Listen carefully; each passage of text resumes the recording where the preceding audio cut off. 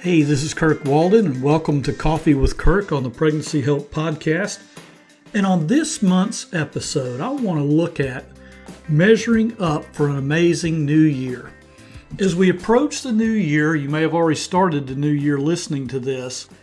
I think one of the key things that we need to remember is an old adage that I read in a book by Donald Rumsfeld. He was the Defense Secretary for President George W. Bush, and he tells the story of back earlier in his career when he was hired as CEO of some pharmaceutical company. I can't remember the name.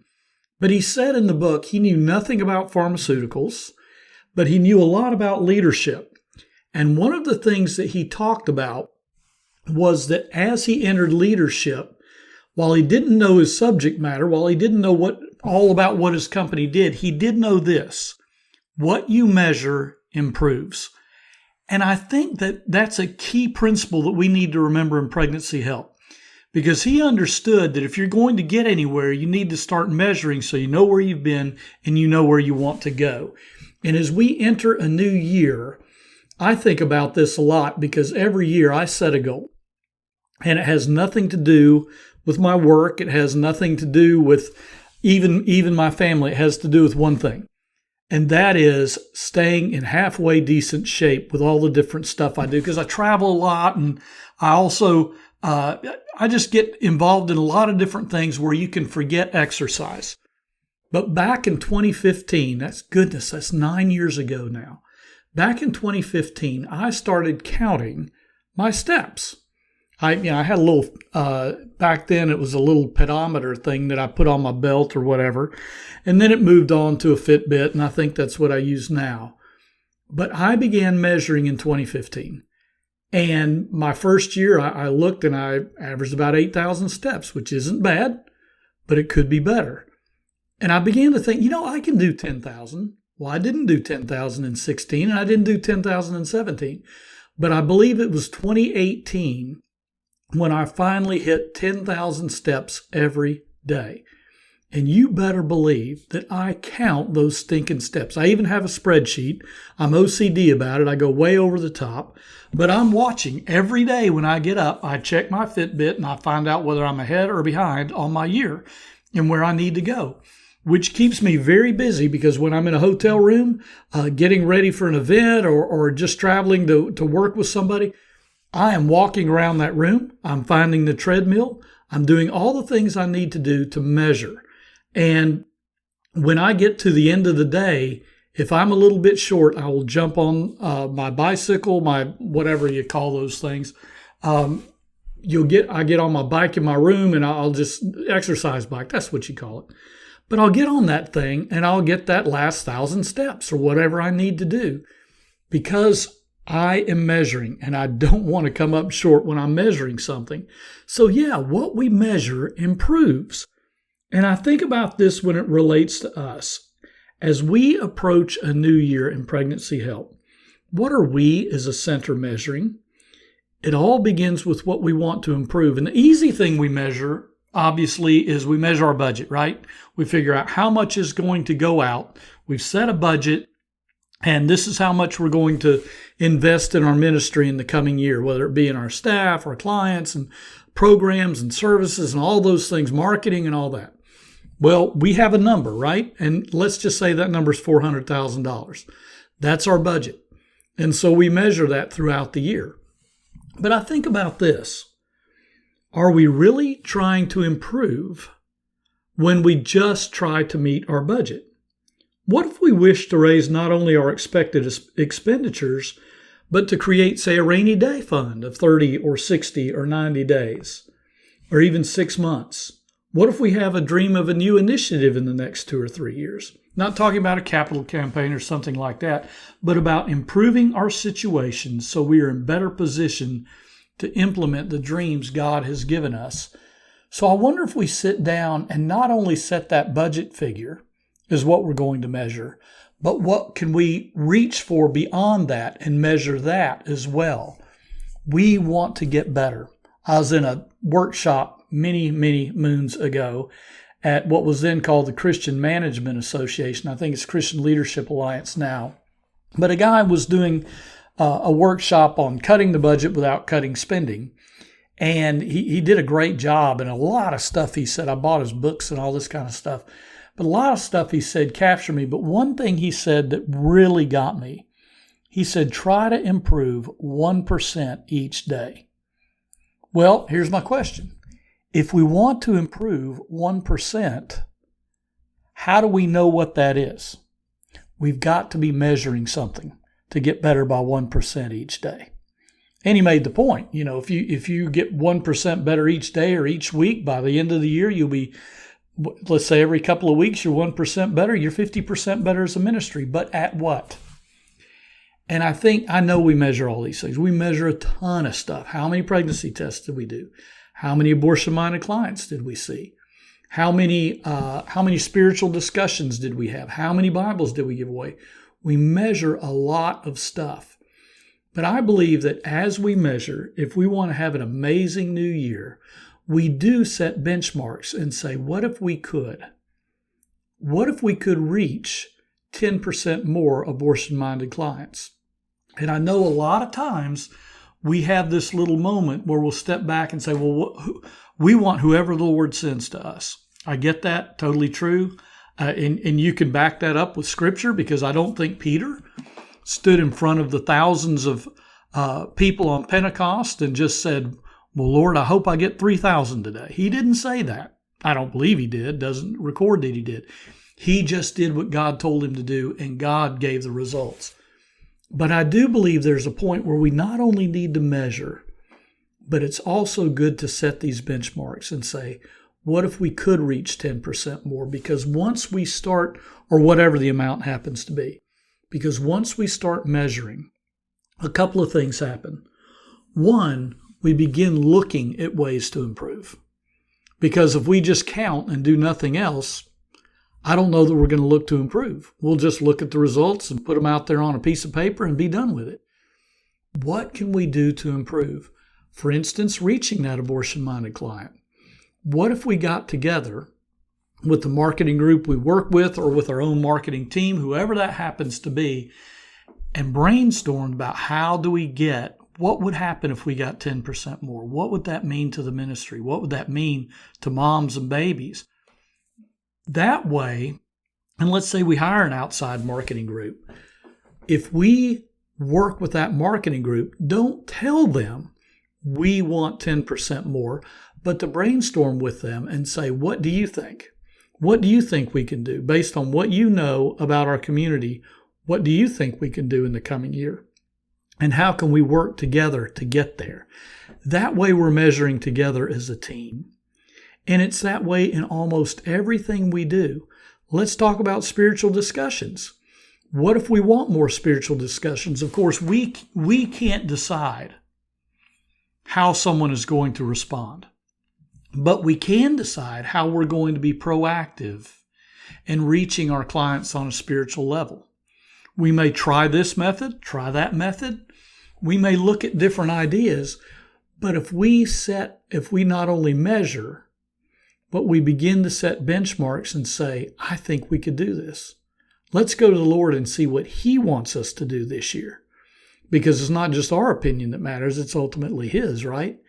And so we sit down with the Lord as a group and say, Lord, would you give us a picture of how many you want us to reach with spiritual discussions this year? What would that look like? I want us to spend time on things like this, because ultimately our ministry is so much bigger than saving children's lives. If it can be bigger than that, it really is, because we're talking about eternity for a lot of moms and a lot of dads and those babies too. So what does it look like to sit down and talk about, Lord, what is a benchmark for us in having these spiritual discussions, and perhaps distributing Bibles or referring to churches, or what are those different things that we can measure that tell us we're reaching clients on a spiritual level? What does it look like for a client to become a follower of Christ? And in many, what we would call evangelical centers, we're going to hear things like, how many prayed to receive Christ? Well, that's a prayer, and that's a wonderful thing. And that very well could be the first step in someone's spiritual journey. But at the same time, we all know that people can pray a prayer and there's no change. People can make a commitment to go to the church or to see the priest or to begin a regular confessional, whatever it happens to be for your faith. They can make those commitments. They can say those things, but until they begin to happen, we know that they're just words, right? So what are some things we can measure in their lives to tell us we're improving? And then as we see what we're measuring begin to pop up at us, what are some benchmarks we can set for the future so that our ministry can be a spiritual powerhouse that the Lord is using to reach into and change lives? I'd love to see that. I'd love to see us, and many of us have these, but as we approach 2025, let's sit down. And as we begin, for some of you listening to this after the beginning of the year, as we sit down, what can we do to set these benchmarks, to meet together, to pray together and say, what would it take? What do we want to be as a ministry in 2025? Just as I talked about the guy that I heard at the workshop, to be 1% better every couple of weeks or every month or every however long we want to measure by. What will it take to be 10% better at what we do? And Lord, what is a reasonable benchmark that we can reach for to be first for those clients, to be a place those clients come to and say, this is the place I want to go to? I don't know what all we can measure. Can we measure things like, can we measure more of exit surveys of clients and things like that? What are we measuring in those exit surveys that tell us we're doing better? What can we learn from our donors that tell us we're doing better? I don't know. I don't have all the answers for you. You're the ones on the ground. But I think as we look at these things, we can have a year where we look back and measure and say, man, that was a great year. Because a lot of times, and I wasn't going to bring this in, but a lot of times our feelings can betray us. I remember one year as an executive director, I had a tough year personally, just a lot of things were going on, don't need to go into those details.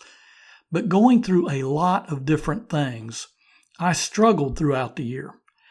And my board did something every year that I thought was great. When they did my evaluation each year, they started with me. And they would say, Kirk, look at the goals that we set first of the year as a ministry. You look at those goals, and then you tell us what you believe, how you contributed, and you give us a self-evaluation. And then we had a personnel committee that would meet with me and go through that evaluation, and they would give me feedback. And then we'd go back before the full board, and I'd have my evaluation, then I'd leave the room, and they'd decide if I was going to get paid the next year, which most of the time I did. I'm kidding. I always got paid. But here's the thing. I remember one year, I got to the end of the year, and as I say, it had been a very tough year for me personally. And I gave myself a poor evaluation because I knew how much I was distracted from the ministry with things outside of the ministry that I was having to deal with. And as I gave that evaluation to, in fact, it started with one board member who was kind of in charge of the personnel committee. I gave it to Mike, and Mike read it, and he got back to me and said, let's have breakfast. And Mike was a no-nonsense type of guy, and I loved him for it. He didn't play around. He went straight to the point. He was an HR guy at his company. And he came to me and he said, Kirk, let me just tell you something. He said, I want you to rewrite this evaluation. And I said, well, I was just kind of like, well, I'm trying to be honest with you, Mike. He said, no. He said, look at the goals here. Look at the 5 goals that we set for this year. And he said, you met, as a ministry, we met and exceeded every one of those benchmarks, those goals, every one. And he said, and you're going to give yourself a C. He said, I know you got a lot going on in your life, but that's not what we're measuring here. We're measuring whether the ministry went forward. And he basically said facts. He didn't say it, but he basically said what we've heard a lot these days. Facts don't care about your feelings. And in this case, it was in my favor. And so it's important that we set these benchmarks. It's important that we look at and ask the Lord, what would you have for us to do this year to be better than ever? And as we do this, I think that it's going to focus us as a ministry. And it's going to help all of us on the team look to each other and say, we know what we want to do. And we need to post these benchmarks in places away from clients, of course. We don't want to publicize all this kind of stuff. But in places where we as staff members can see them and go, okay, this is my goal for this year. I'm in the development department. I not only want to meet budget, but I want to see us reach a point where we have X dollars set aside for this new initiative that's coming down the pike, or X dollars set aside for a rainy day fund so there's not as much stress from day to day. If I'm in development, I want to know what the benchmarks are. I want to have them in front of me every single day. If I'm in client services, same thing. We're looking to reach clients with, say, more spiritual discussions this year. What does that look like? What are the benchmarks we want to reach, and how do we get there? What am I looking at when I have a few minutes? What am I reading? What am I studying? What are the videos that I'm watching to help me with that particular goal, whatever it happens to be? And in our marketing department, as we look at our whoever's handling the marketing, as we're working with our marketing agency or whatever it happens to be, okay, we saw this many abortion vulnerable and minded clients last year. And our mission, because we prayed together on this, us and those we're working with and our partners, we've all prayed about this together. We're all on the same page. And this is what we believe the Lord is telling us. So how do we reach that? Am I on the phone with those that I'm working with to celebrate not only the joys and victories, but also to look at where we could do better and say, hey, I was just thinking about this. We were doing this online. I saw somebody else doing that. Do you think we might want to shift a little bit over here so that we can reach this together? And at the end of the year, we celebrate. What we measure improves. One that I always talk about, and I may have talked about it on this pod. One that I talk about that we don't see measured very much. I don't see it measured too much in pregnancy help. How many two-parent families are being created through our ministry? And sometimes that number is so small that we don't want to count. And this can be any part of your ministry that feels like it's really struggling. We're afraid to count because the number is so small. You know what? If the number is 1 from last year, and here's what we would say.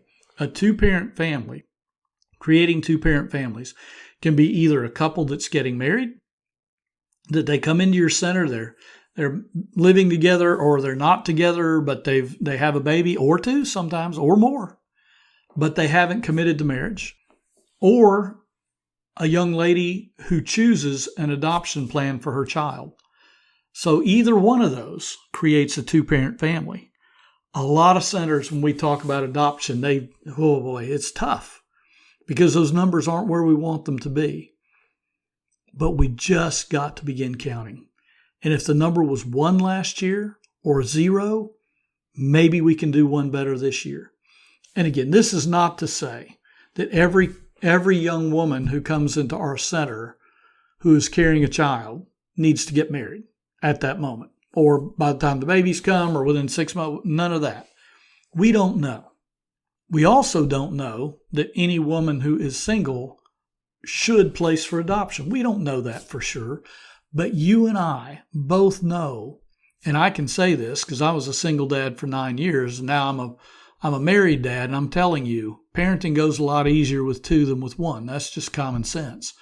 And having Jen's influence on my children that I was raising by myself before we got married, having Jen's influence made all the difference in the world for them on many occasions. I ran a tight ship, but she ran a nurturing ship. And together we were a lot stronger than me by myself. I know that. And you know this, I know this. It's not to say that everybody has to fit into the two-parent box, and many will not. I get it. But as we begin to measure, we will be a little bit more proactive in reaching out to those who have been, and I've got a quick story. I was up in, I believe it was Pennsylvania, and a board member told me the story of walking in and sitting down next to a dad whose girlfriend was in the room getting an ultrasound, and this board member found out that this was their 3rd child together, maybe the 2nd, can't remember for sure. But this board member, he just connected with this guy, and they began to talk. And I know this breaks some of the rules, but he looked this guy in the eye and he said, why don't you put a ring on it? Why aren't you guys married? Be better for you, be better for her. And he laid out some of the advantages. And the guy said, you're right. And they ended up getting married. And I thought, well, that's probably not exactly how we would plan to do it. But this was a board member, God bless him, who said, you know what? This is a perfect situation. And he was there. And he really, I guess he was, but he wasn't really speaking on behalf of the ministry. So I guess he can get away with it, even though he's a board member. But I tell that story not to say that's how you do it.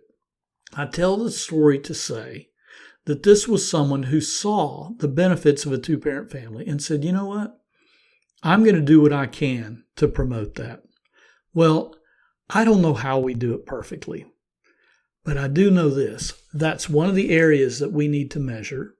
And it's one of the areas that I don't think there's one of our centers in the United States or around the world that would say, there's no way to improve this. We're already at the top of our game. Some of us are doing really well, but I don't think any of us would say we've got this figured out.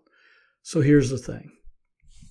Whatever it happens to be, whether it's two-parent families, whether it's building spiritual discussions and beginning to talk about faith more effectively in our center, whether it's reaching the abortion-minded and vulnerable, whether it's reaching our budget and surpassing it for this year, let's look at what we measure, how we measure, and setting benchmarks that we believe the Lord is giving us so that we can be the strongest we can be in 2025. Because as we've been saying throughout, what we measure improves. So here's the great measuring in 2025, and here's the great improvement in 2025. Thanks for joining me. Hope you have a great week and a great year next year.